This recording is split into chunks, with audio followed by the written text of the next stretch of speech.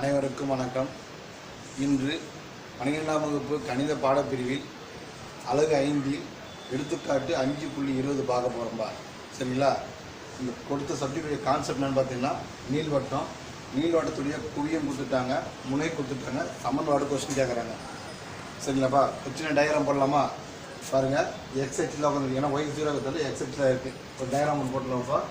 பாருங்கள், ஒரு டயக்ராம் போட்டேன். பாருங்கள், இதுதான் முனை. சரிங்களா? a dash minus 3,0 இது வந்து a 3,0 ஓகேலாமா?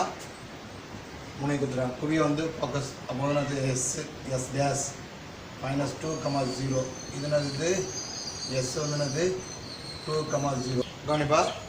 டயக்ராமில் குறிச்சிட்டுமா? a dash எஸ் டேஷ் குறிச்சிட்டுமாப்பா. பாருங்கள், இப்போ என்ன பண்ணோம்? ஃபார்முலா போடலாமா? எஸ் டேஷ் ஈக்குவல் டு என்ன ஃபார்முலா? 2c அப்படின்ற கான்செப்ட் இருக்குது. ஓகேவா? அப்புறம் ஒரு 4 2c equal to 4, c equal to 2.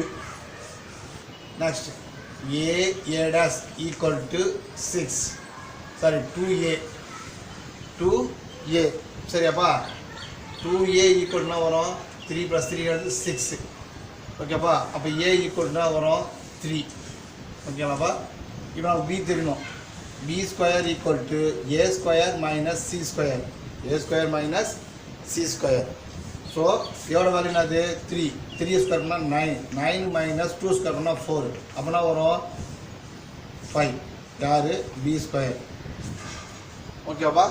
புரியுதுங்களா? இப்போ நீங்களோட சமன்பாடு போட்டலாமா? நான் சொல்கிற சமன்பாடு சொல்கிறாங்க. x² / a² plus y² / b² equal to 1.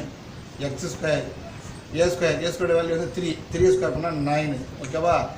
y² வச்சுக்கோ. b² வேல்யூ என்னது?